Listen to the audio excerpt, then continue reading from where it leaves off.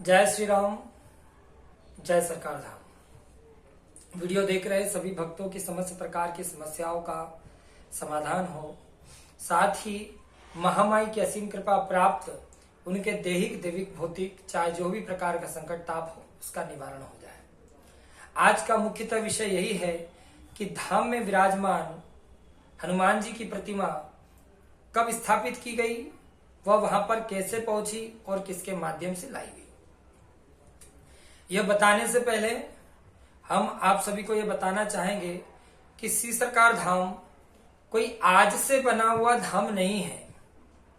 यह पीढ़ी दर पीढ़ी चला आ रहा एक जन कल्याण माध्यम बना हुआ धाम है, जिसे पूरे निमाड़ क्षेत्र में जाना जाता है। आज के समय में सोशल मीडिया का प्रयोग किए जाने के कारण कई भक्त आज इससे अवगत हो रहे हैं, तो उन्हें लग रहा है कि श्री सरकार धाम आज निर्माण हुआ, श्री सरकार धाम आज निर्माण हुआ। लेकिन हमारे पूज्य गुरुदेव श्री संत कृष्ण जी महाराज के माध्यम से 300 वर्ष पहले यह जन कल्याण गद्दी चलाई जाती थी। उनके बाद पूज्य गुरुदेव साहेब दादा जी के माध्यम से जन कल्याण चलाया गया और आज भी धाम से 3.5 से 4 किलोमीटर दूर श्री कृष्णदास महाराज जी पूज्य गुरुदेव दादा जी की समाधि आज भी विद्यमान है और आज भी कई संख्या में लोग वहां जाकर के दर्शन लाभ लेते हैं। उनके बाद साहेब दादा जी ने इस गद्दी को चलाया, इस गद्दी को संभाला और उनके माध्यम से इतने अलौकिक कार्य किए गए हैं जो आज भी निमाड़ क्षेत्र में विद्यमान हैं। धाम से 13 से 14 किलोमीटर दूर पहाड़ पर पूज्य गुरुदेव दादाजी के माध्यम से झील बनाई गई, जिसमें पूर्णतः शक्ति कृपा से पहाड़ के ऊपर से पानी को निकाला गया। उसके बाद श्री पूज्य गुरुदेव नरसिंह जी महाराज के माध्यम से इस गतिविधि को जारी रखा गया और उनके बाद आज हम 14 से 15 वर्ष हो गए हमें इस गद्दी पर हमें अवसर प्राप्त है और हम अपना इसे सौभाग्य मानते हैं कि पूर्वजों की कृपा, भगवत कृपा, देव कृपा से हम किसी न किसी रूप में जनमानस के काम आ रहे हैं। मुख्य विषय यह है कि सोशल मीडिया का प्रयोग आज के समय में किया गया है। इससे पहले कभी भी सोशल मीडिया का सहयोग नहीं लिया गया। इसका तात्पर्य यह नहीं है कि उस समय जन कल्याण नहीं होता था या फिर जन जन तक इसकी सूचना नहीं थी। आप चाहे तो निमाड़ क्षेत्र में पुख्ता इसके सबूत खोज सकते हैं जो आज भी विद्यमान है। आप जाएं दादाजी की समाधि पर, वहां से आपको विस्तृत लेख प्राप्त होगा और श्री सरकार धाम आभापुरी ग्राम में विराजमान है। ऐसे तो यह आभापुरी धाम पहले से ही धाम है।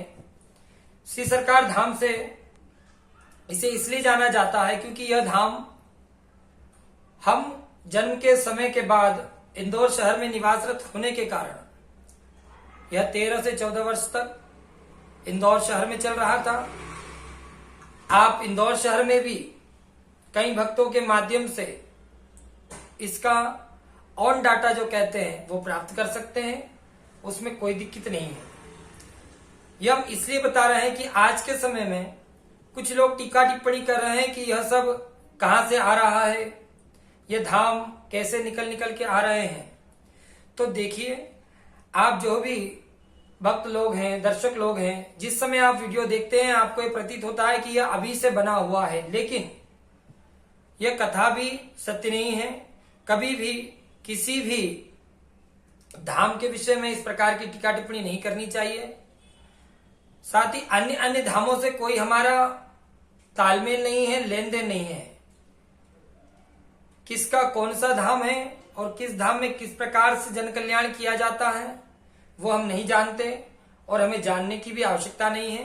लेकिन श्री सरकार धाम में यह 15वां वर्ष चल रहा है और जिस प्रकार आज समाधान हो रहा है उसी प्रकार से समाधान चला आ रहा है। इसके लिए आप स्वतंत्र हैं।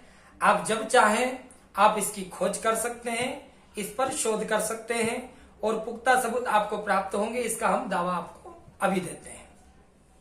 तो अब चलते हैं कि धाम में जो हनुमान जी की प्रतिमा विराजमान है वह कैसे आई, किसके माध्यम से स्थापित की गई।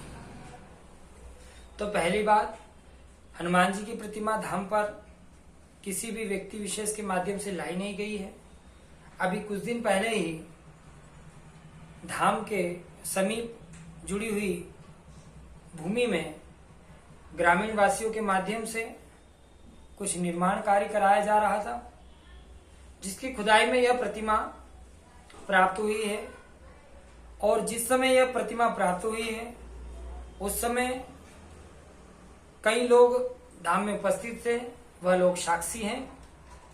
आसपास के अधिकारी पदाधिकारी भी वहां पर उपस्थित थे, वह भी इस बात के साक्षी हैं। और हम तो मूलभूत वहां पर थे ही नहीं। हमें भी कुछ देर बाद पता चला, तब हम पहुंचे। हमने अपने हाथों से उस खुदाई की जगह पर अंदर जाकर के प्रतिमा को निकाला और उसके बाद में पूजन अर्चन कर उस प्रतिमा की धाम में प्राण प्रतिष्ठा की गई। तो यह प्रतिमा पूर्णतः भूमिगत प्रतिमा है, स्वसिद्ध प्रतिमा है और इस प्रतिमा के दर्शन मात्र से ही आपको आनंद की प्राप्ति होती है, आत्मिक संतुष्टि प्राप्त होती है। साथ ही जिस भी प्रकार का कोई ताप होता है वह दूर हो जाता है और जिन भी भक्तों पर ऊपरी बाधा, दैहिक बाधा या जो भी अन्य प्रकार की कोई अवांछित क्रियाएं होती है वह तुरंत उनके ऊपर आकर के वहां पर हाजिर हो जाती है। तो आगे आप सभी का यह विषय बनता है, क्योंकि हम बार बार इस विषय पर सभी को समझा नहीं सकते, सभी को बता नहीं सकते। आगे आप स्वतंत्र हैं, परमात्मा इसके साक्षी हैं और आप स्वयं शोधकर्ता, खोजकर्ता बने और जांचें। जय श्री राम, जय सरकार धाम।